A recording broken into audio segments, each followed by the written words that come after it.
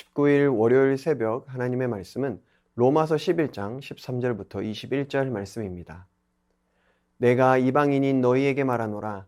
내가 이방인의 사도인 만큼 내 직분을 영광스럽게 여기노니 이는 혹 내 고륙을 아무쪼록 시기하게 하여 그들 중에서 얼마를 구원하려 함이라. 그들을 버리는 것이 세상의 화목이 되거든 그 받아들이는 것이 죽은 자 가운데서 살아나는 것이 아니면 무엇이리요. 제사하는 처음 익은 곡식가루가 거룩한즉 떡덩이도 그러하고 뿌리가 거룩한즉 가지도 그러하니라. 또한 가지 열마가 꺾이었는데 돌 감람나무인 내가 그들 중에 접붙임이 되어 참 감람나무 뿌리의 진액을 함께 받는 자가 되었은즉 그 가지들을 향하여 자랑하지 말라. 자랑할지라도 내가 뿌리를 보존하는 것이 아니요 뿌리가 너를 보존하는 것이니라. 그러면 내 말이 가지들이 꺾인 것은 나로 접붙임을 받게 하려 함이라 하리니 옳도다. 그들은 믿지 아니함으로 꺾이고 너는 믿음으로 섰느니라. 높은 마음을 품지 말고 도리어 두려워하라. 하나님이 원 가지들도 아끼지 아니하셨은즉 너도 아끼지 아니하시리라. 아멘. 유대인들은 자신들이 이방 민족에게 가서 복음을 전한다는 것은 상상할 수 없는 일이었습니다. 그런데 하나님께서는 유대인인 바울을 이방인의 사도로 부르셨습니다. 그를 통하여 많은 이방인들이 주님께로 돌아오게 하셨습니다. 그리고 이방인의 구원을 통해 유대인들이 시기하도록 하셨습니다. 왜냐하면 유대인 또한 주님께로 돌아와야 할 영혼들이었기 때문입니다. 유대인과 이방인, 남자와 여자, 종과 자유인, 당시에는 이러한 계급과 문화와 종교의 차이로 하나가 될 수 없었던 사람들입니다. 하지만 이 모두가 하나가 될 수 있는 방법이 하나 있습니다. 그것은 바로 하나님의 은혜 안에 머무는 것입니다. 예수 그리스도의 복음은 이 모든 벽을 허물고 하나로 만듭니다.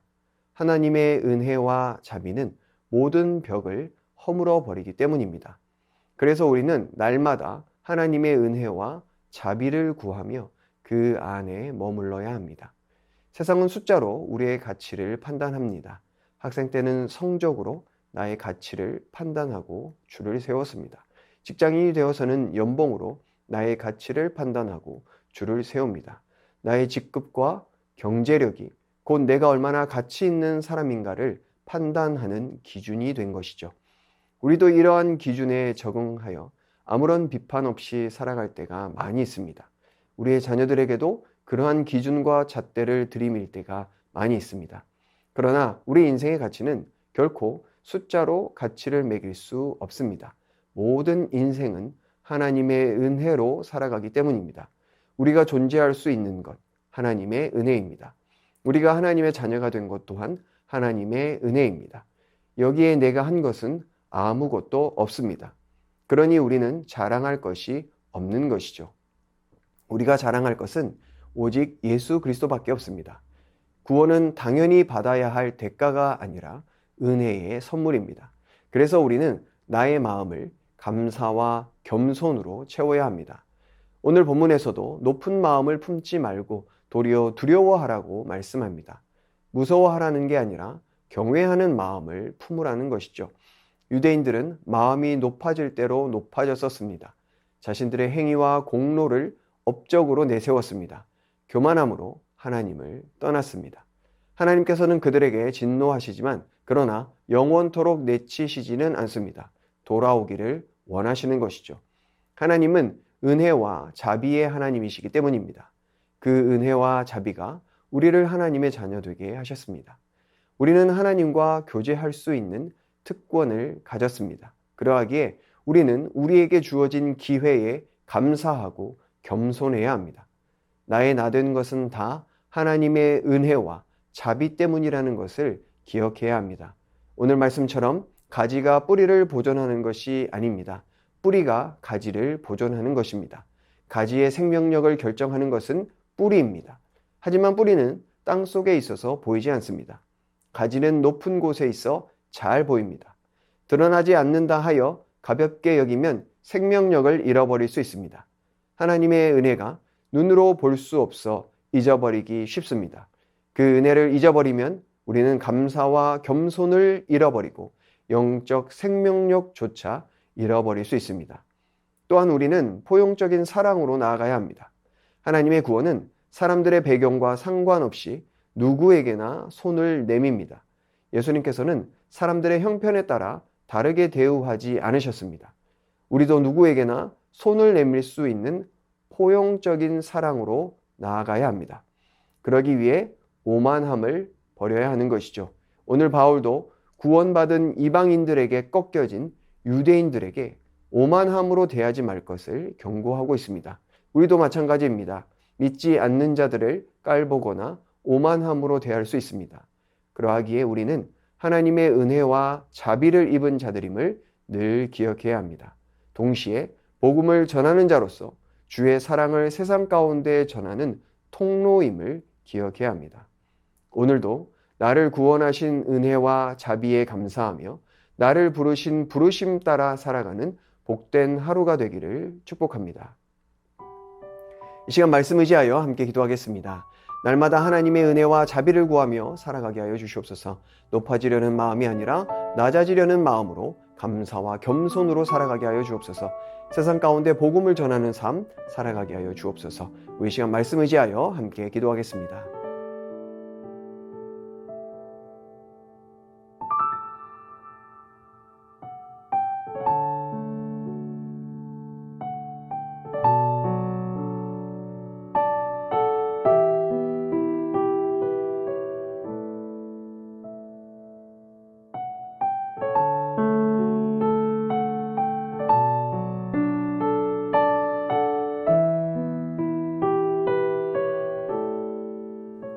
계속해서 나라와 민족을 위해서 기도하겠습니다.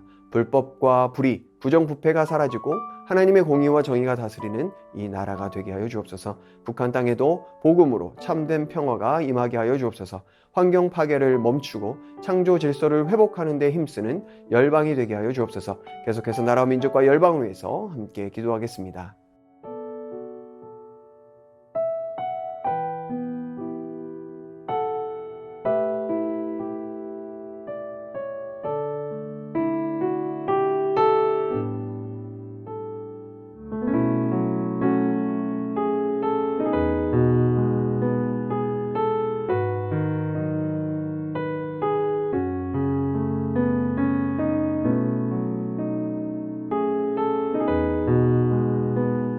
계속해서 교회를 위해서 기도하겠습니다. 삶으로 복음을 전하며 살아가는 새손의 모든 성도들 되게 하여 주옵소서.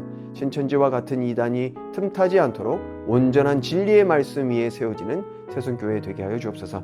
담임 목사님 성령으로 충만케 하여 주시고 시니어 어르신들의 영육을 강건케 하시며 다음 세대의 여름 사역 위에 은혜를 허락하여 주옵소서.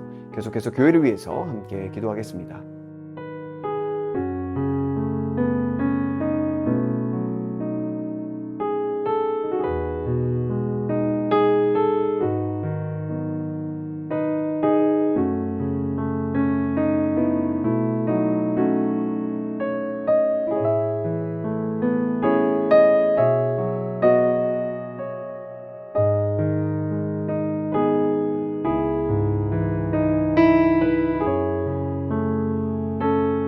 마지막으로 선교사님과 환우들을 위해서 기도하겠습니다. 캄보디아 조학현 정승원 선교사님, 장로 신학교 CM립 분교 강의를 지혜와 인내로 잘 감당하게 하여 주옵소서. 7월 단기 선교팀과의 협력을 위한 준비가 잘 진행되게 하옵소서. 환우들 위해서 기도하실 때 주한숙 권사님, 김진옥 집사님 어머님, 최경화 집사님 아버님, 고부덕 권사님, 차양미 권사님, 이기범 집사님, 강동엽 어린이, 권호순 권사님, 이민환 권사님, 신혜남 권사님, 추명훈 성도님, 추승민 형제님, 이춘실 집사님, 김인혜 집사님, 최혁기 성도님, 이길태 집사님, 김찬준 집사님, 김영자 권사님, 정순군 권사님, 김봉남 권사님, 김광순 권사님, 박문천 집사님, 노성민 형제님, 최혜랑 집사님 아버님, 환우들의 몸과 마음을 회복시켜 주옵소서. 이 시간 선교사님과 환우들 위해서 기도한 후에 개인 기도하겠습니다.